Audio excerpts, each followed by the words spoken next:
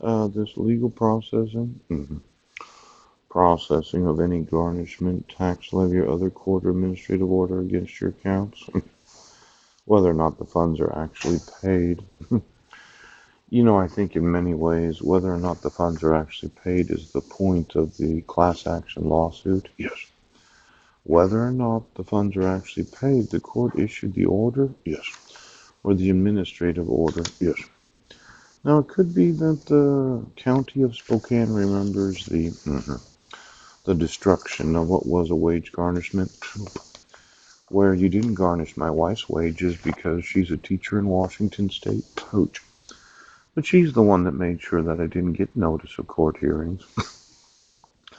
Now, this was the state's response on March 7th of 2016. Yeah.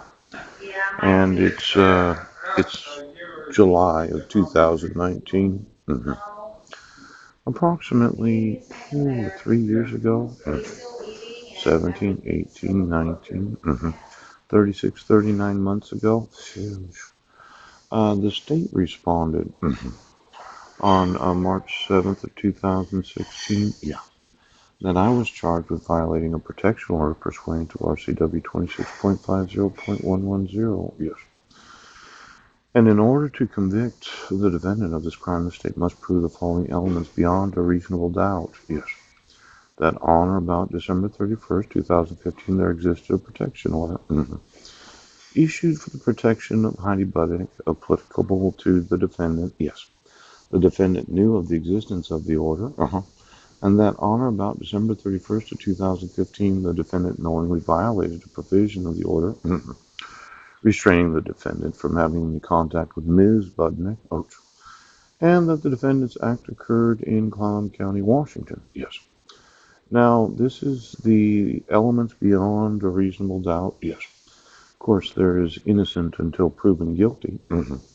Now, the state never produced any evidence against me. Yeah. I was on the bus that morning. Yeah. I was in the Port Angeles Public Library that afternoon. Yes. They used a traffic citation to have me arrested too. And this protection order that I knew did exist because you served me in the Sequim Public Library. Yes. By an individual that wasn't a sheriff. Yes. 48 days after you issued a temporary protection order. Yes. That happened to violate all the necessary requirements of the RCWs. Yes. It seems that the court really does feel that as long as they issue it, it's legal. There are no requirements of law. Pooch. There are no requirements of federal law. There is no need for reasonable notice and an opportunity to be heard. That the five miners' names don't have any civil rights and they don't have any due process rights. Yes. And that they can arrest anybody they want to. You don't have to admit evidence. The petitioner doesn't have to acknowledge it. Yes. It doesn't have to be the actual signature of the ex officio superior court clerk. Yes. It doesn't even have to be the signature of the court commissioner.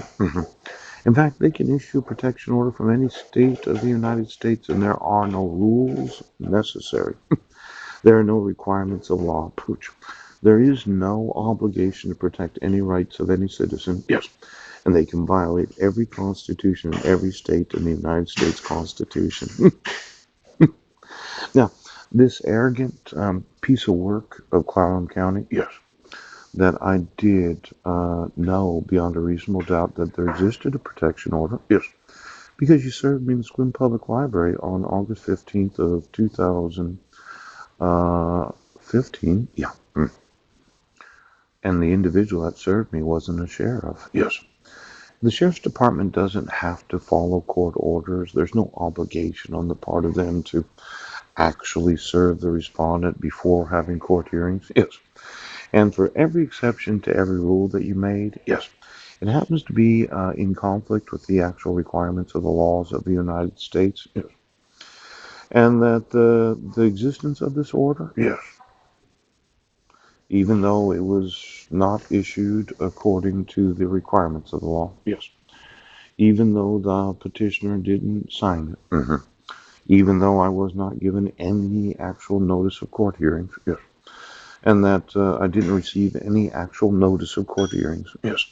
See, Clallam County's way of looking at things is, as long as we issue it and we say that you're guilty, you are guilty. Isn't that how it is? As long as a police officer says somebody's guilty, they're guilty. You don't have to have evidence to prove their guilt. You don't have to prove beyond a reasonable doubt that the individual is actually in Clallam County. You don't have to do anything because you're in the county, and when you say they're guilty, they're guilty.